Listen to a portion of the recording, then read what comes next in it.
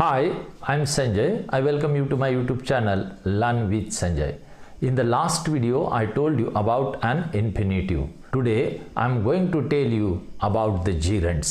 Gerunds कैसे होते हैं और वह वाक्य में किस तरह से आते हैं, इसके बारे में हम आज के वीडियो में देखेंगे. Gerund is a ing form of the verb that functions as a noun in the sentence that names an activity rather than a person or thing. Any action verb can be made into a gerund. तो अभी gerund क्या होता है? ing form होता है. V1 को ing लगता है वह, लेकिन वह वर्क करके वर्क नहीं करता है. उसका फंक्शन होता है एज अ नाउन. तो नाउन अगर रहा तो हमें वाक्य किस तरह से पता है? Subject plus verb plus object या फिर कॉम्प्लीमेंट. तो अगर वह सब्जेक्ट रहा तो ही वह नाउन रह सकता है, या फिर ऑब्जेक्ट रहा तो वो नाउन रह सकता, या फिर कॉम्प्लीमेंट रहा तो नाउन रहेगा. वर्ब करके वह कभी gerund वाक्य में नहीं आएगा. तो इसमें सेंटेंसेस देखते हैं. Swimming is good for health. यह स्विमिंग वाक्य का सब्जेक्ट हुआ जो बिगिनिंग में आया वर्ब के पहले.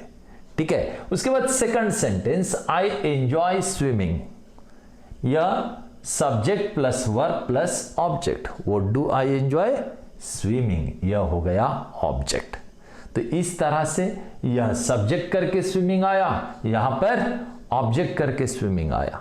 तो यह ing form that doesn't functions like a verb here, and because of that it is gerund.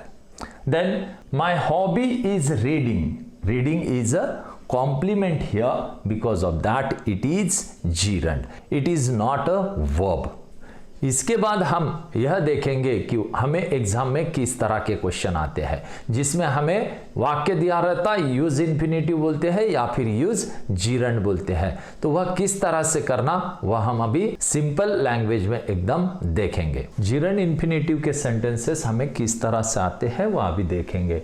gerund V1 plus ing form और इन्फिनेटिव जो मैंने आपको लास्ट वीडियो में बताया वह है TO2 प्लस V1. तो यह हो गया gerund, यह हो गया इन्फिनेटिव. यह दोनों भी वाक्य में नाउन करके इसका फंक्शन रहता है जो सब्जेक्ट ऑब्जेक्ट या फिर कॉम्प्लीमेंट बनकर आते हैं. पहला सेंटेंस देखते हैं. She likes watching TV. हमें कहा जाता है कि यूज इन्फिनेटिव.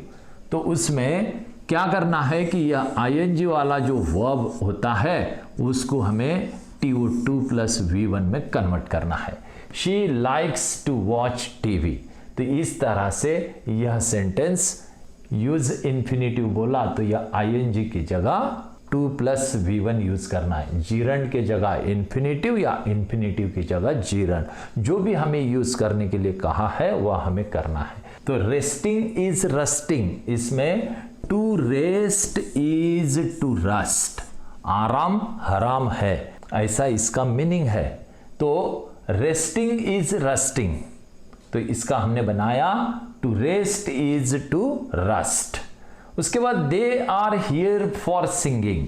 यहां पर सिंगिंग आया और इसमें बोला है कि रिमूव gerund. तो ऐसा अगर जब कहते हैं कि यहां पर हमें gerund निकाल देना है तो उस समय हम यह ing वर्ब के पहले अगर कोई प्रेपोजिशन रहता है तो वह इन्फिनेटिव लगाते वक्त निकाल देना है. यानी they are here to sing, यह फॉर निकल जाएगा. इसके जगह इन, एट, फॉर ऐसे कुछ भी वर्ड्स रहे तो वह निकल जाते हैं. उसके बाद यह लास्ट सेंटेंस देखेंगे कि starving is better than begging. अगर आपको इन्फिनेटिव यूज करने के लिए अगर कहा तो हमें क्या करना है? इट इज बेटर, या हमने पास में से लगा दिया. It is better to starve than to beg. तो यहां पर हमने टू स्टार्व टू बेग यह इन्फिनेटिव्स इस तरह से यूज किए. तो ऐसे सेंटेंस आए तो इस तरह का पैटर्न आप यूज कर सकते हो. यह सेंटेंसेस आए तो इसमें ध्यान रखना है कि आपको gerund के पहले अगर कोई प्रीपोजिशन आता है तो इन्फिनेटिव का यूज करते समय वह गायब हो जाएगा और देन इधर तो सीधा सीधा प्रोग्राम है.